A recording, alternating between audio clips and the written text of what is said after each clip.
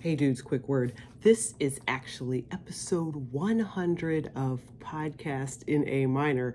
Now, I kind of go on during the episode, Cloves and Lava, that it's the 99th episode, but I recorded it ahead of time, and then at the last minute got the idea for the additional October episode, Arsenic Aunties. So, sorry for that confusion, but hooray, episode 100 in my pumpkin pie tiara. Yes, just celebrate. So happy Thanksgiving and pie and all of the good stuff. So celebrate episode 100, Podcast in A Minor. Thank you. Hello world and welcome to Podcast in A Minor, where I bring you the weird little songs I write and I give you the stories behind them. Weird stories, funny stories, freaky stories, or whatever the world gives us in its glorious mystery. And now for today's opening song. I hope not. Let's see. Hello grocery store, where to keep the Cheez Whiz? Gotta make the broccoli casserole, it's gonna be Thanksgiving. I need the broccoli and the cream of chicken and a can of milk and some minute rice. Ain't it gonna shine? Tell me where's the Cheez Whiz one more time. Everybody needs clothes for their pumpkin pie. Every kid in the store plays with Cloves Lava 'cause it's Thanksgiving one more time. I'll bake a chocolate pie from a recipe book called White Trash Cooking and a cranberry pie. 'Cause my daddy loved it though he's gone to glory. Spicy pumpkin pie with a little black pepper 'cause life can be prickly. Hallelujah, it's Thanksgiving one more time. Tell me one more time.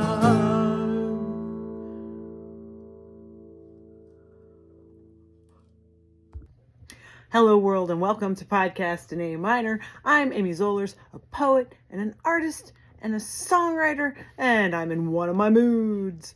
You just heard Cloves and Lava, the Thanksgiving song on the Taylor Gemini Mini Acoustic Guitar. Hey, it's the 99th episode of Podcast in A Minor. Wow! And it's November. American Thanksgiving is creeping nearer. There's plenty to be thankful for. Let's dig into the lyrics like a big old tub of mashed potatoes. Hello, grocery store. Where'd you keep the Cheez Whiz? Gotta make the broccoli casserole. It's gonna be Thanksgiving. I need the broccoli and the cream of chicken and a can of milk and some minute rice. Ain't it gonna shine? But where's the Cheez Whiz one more time? Everybody needs cloves for their pumpkin pie. Every kid in the store plays the floor is lava 'cause it's Thanksgiving one more time. I'll bake a chocolate pie from a recipe book called White Trash Cooking. A cranberry pie 'cause my daddy loved it though he's gone to glory. A spicy pumpkin pie with a little black pepper 'cause life can be prickly. Hallelujah, it's Thanksgiving one more time. Tell me one more time. Hey, true story. Once I went to the grocery store the day before Thanksgiving. I was really into Thanksgiving and Halloween and Christmas in those days, and I was always prepared way early. I always liked to host and have like a big shebang. And so I'm not sure what I was doing at the grocery store because I think I would have been well prepared ahead of time, but you know, these last minute things do pop up. And I heard a woman say in the baking aisle, "I can't believe they're out of cloves." I was struck then and there by the beauty of it.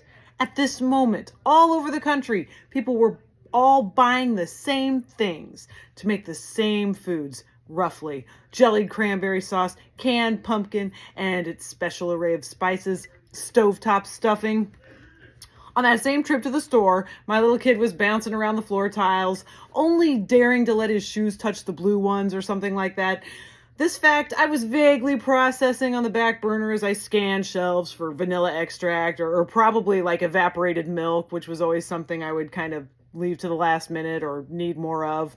That's plausible. Then a friendly store employee passed by saying to my son on her way, "Ah, the floor is lava. I know that game." I was primed for joyful emotions anyhow, what with Thanksgiving on the horizon. But again, my heart just went all fluttery at the ridiculously cozy sense of community that overwhelmed me when she said that.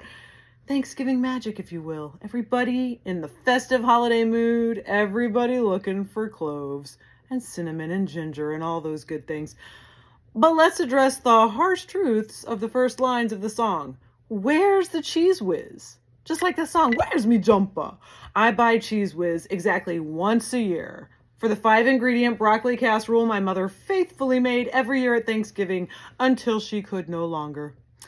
As I might have mentioned, she also made the 7-layer salad. So every year I make the broccoli casserole and my sister makes a 7-layer salad so that we can kind of remember the old times through flavor and aroma. Oh, and the 7-layer salad, let's see, it's lettuce, ranch dressing, green onions, shredded cheese, bacon, that's 5. And, okay, like cherry tomatoes, and all right, well, to tell the truth, I had to look it up. And the one I forgot was frozen peas. And I must mention that the recipe that I have in my autumn binder, if you will, right here. Of course, we all have one, right? Yes, of course. Well, my recipe in the autumn binder did not have cherry tomatoes. The 7th layer was salt and pepper. So, I mean, you've just got to dig that, right? Anyway, the broccoli casserole recipe is right here in the song. Frozen broccoli, 3 cups, big bag, right? A can of cream of whatever you want, kind of soup, and then a soup can full of milk, 2 cups of cooked minute rice, so it's like a cup dry, and then you cook it and it makes 2 cups, and a whole dang jar of Cheez Whiz. Stir it all together in a great big casserole dish, maybe a 9x13, or if you have a nice big round thing, and then you bake it at 350 degrees Fahrenheit for about 45 minutes.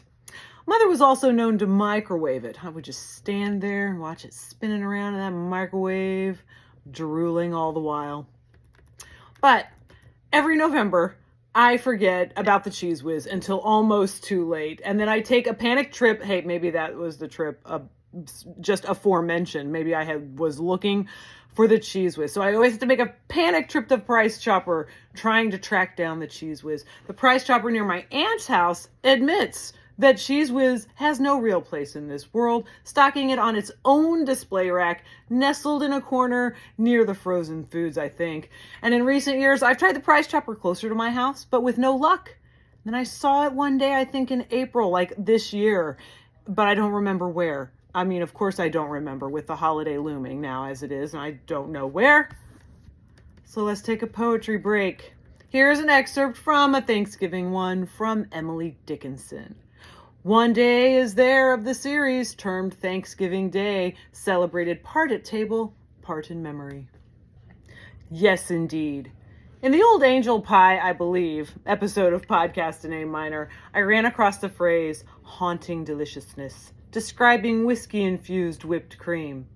I had an idea to turn that phrase into a song and explore haunted foods. I haven't done it yet. Haunted foods are harder to find than I thought they'd be, outside of my own eggnog pie short story. In my search, I kept running into stories of food memories haunting you, if you will. And I think haunting deliciousness applies perfectly to the broccoli casserole and the 7-layer salad that transport me and my sister back to the old days when our folks were still around this side of the veil. We had youth on our side, if you will. I think it's why everyone needed cloves at the grocery store that day before Thanksgiving, and the cranberry jelly sauce is always found in a massive display of stacked cans. Here in America, we may not have a ton of folk dancing, our very own folk dancing, or highways diverted to preserve fairy realms, or 1,000-year-old castles, but we, by God, have our butterball turkeys and pumpkin pie. Thanksgiving. Hey, so, a minute ago, I Googled, what aisle is Cheez Whiz in the grocery store? And here is the answer from groceryquestions.com. Cheez Whiz can be found in either the condiments or sauces aisle in the grocery store. It is in the same aisle as ketchup and mustard or tomato sauce and pasta. Well, I hope that's accurate because, of course, my only definite memory is of that little private island in the Price Chopper by my aunt's house. I should get ahead of this thing and go on a quest right now for Cheez Whiz, but it is fabulously chilly outside, and I just lit one of those fire logs in the fireplace, so I'm going to stick around. So how instead about a quest from the couch, I also Googled what the heck is Cheez Whiz and got the following from cheeseorigin.com. The origin of Cheez Whiz is as follows. Cheez Whiz was created by Kraft Foods and introduced in the United States in 1952. The main ingredients are whey, canola oil, milk protein concentrate, maltodextrin, sodium phosphate, contains less than 2% of whey protein concentrate, salt, lactic acid, sodium alginate, mustard flour, Worcestershire sauce, sorbic acid as a preservative, milk fat, cheese culture, oleoresin, paprika for color, annatto for color, natural flavor, and enzymes. You know what? That is not as bad as I thought it would be. I thought it would be many more words that were hard to pronounce. Now, there were some, but I gotta say, however, it does have a suspiciously long shelf life, and that doesn't always ring nutrition, okay? Let's see, popular uses in Philly cheesesteaks, as a dip for chips, crackers, and vegetables, and as a topping for hot dogs, nachos, and more. No mention of broccoli casserole. It's raison d'etre, I think. Okay, as to the taste, Cheez Whiz has a distinct tangy and salty taste with a creamy texture. Shelf life, an unopened jar of Cheez Whiz can last up to 6 months. Oh, come on, when stored properly. Once opened, it should be used within 3 to 4 weeks. I'm going to just now don't put your life into my hands. However, I'm going to say it's bomb shelter food. You could put it in your bomb shelter, preparing for that day, and then 30 years later, go clean out your bomb shelter and have some nice Cheez Whiz or broccoli casserole made from Cheez Whiz. That's my hypothesis. I've not tested it, so use caution. I don't take any responsibility for any Cheez Whiz bomb shelter related mishaps, okay, or follies. All right. Okay, it's very popular in Philadelphia, typically sold in glass jars or easy squeeze bottles. I've only ever seen the jars. Okay, what is Cheez Whiz? It's a processed cheese product made by Kraft Foods. We already know, 1952. It's known for its distinctive bright orange color, smooth texture, and tangy, salty flavor. Sold in jars, easy squeeze, blah, blah, long shelf life. Yep. And now we know something. If not exactly in line with my idealistic lifestyle decisions, that stuff does worlds for the broccoli casserole at Thanksgiving. Mother knew it. As for the rest of the opening song, I'm sure I went into plenty of detail already last year about the pies in Pie Sonnet episode. The chocolate pie, the cranberry pie, the spicy pumpkin pie. So I'm thinking instead, let's flip through the autumn binder, the Thanksgiving chapter. Yes, of course it has chapters. I'm gonna flip through them right now, okay?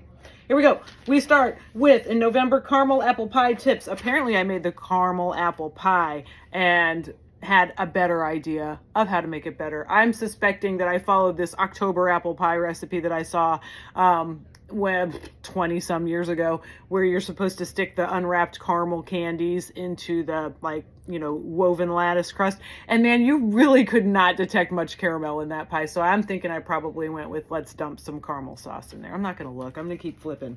The layered cranberry mousse, which if you mix Jell-O a certain way and add Cool Whip, it does the layers, I think. I know there's a way to do it where it kind of does it by itself. I think you have to add Cool Whip to this one because Cool Whip would come in that container that became the mold. I remember that.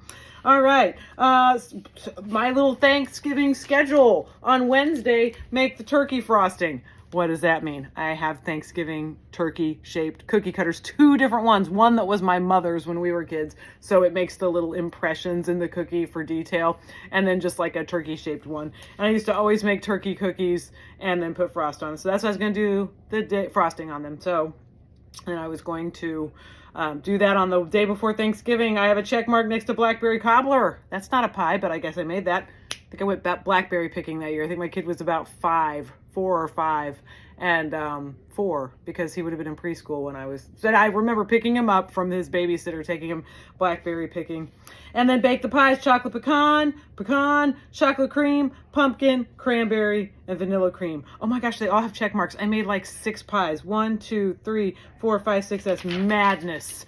but that is definitely what I was. And then my other list, pie crusts. Oh my gosh. Wow.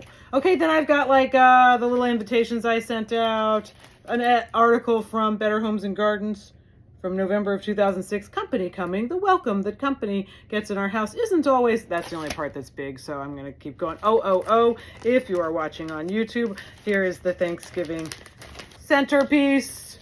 And yes, oh, it's got a paper clip on it, but believe you me, it will open up like this.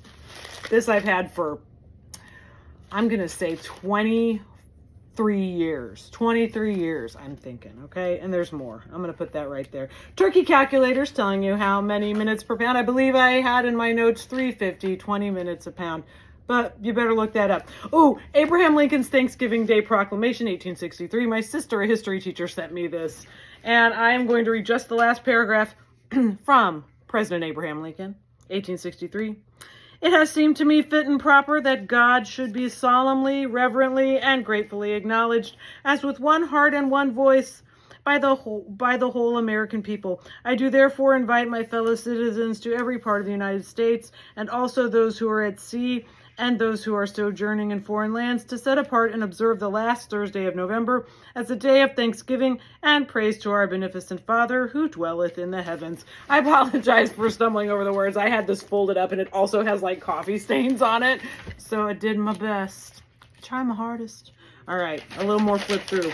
More Thanksgiving invitations. If you're watching on YouTube, there's my son in the Thanksgiving shirt I made. And yes, I used to make Thanksgiving shirts. Why not? And my sister and my aunt would tease me relentlessly because they did look like elementary school bulletin boards. My son, when I would make my shirt. This is a dog dressed as a Native American, which is terrible appropriations from a very old magazine called Budget Living. And when I didn't know better, I used to put that on my pastry board as a little like Thanksgiving decoration. Here is a turkey my son made. Better, right? Better. And another that he colored in. So, wow, precious heirlooms. We do keep our Thanksgiving biz.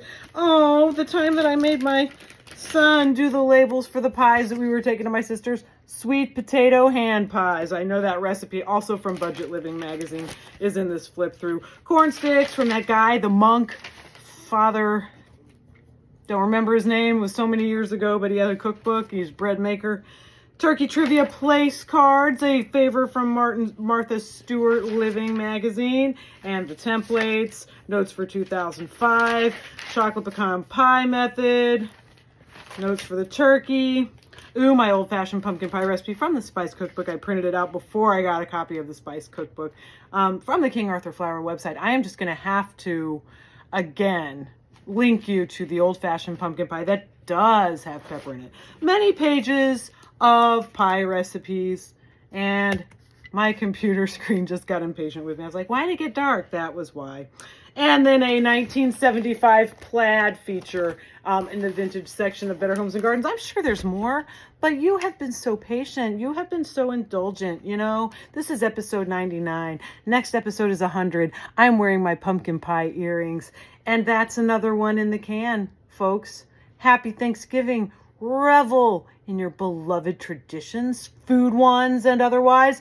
And hey, don't forget to start making your fruitcakes before the aroma of turkey has dispersed to the four winds. Thank you for listening. See you next time. My star, the Encyclopedia Neurotica. It's my role in the play.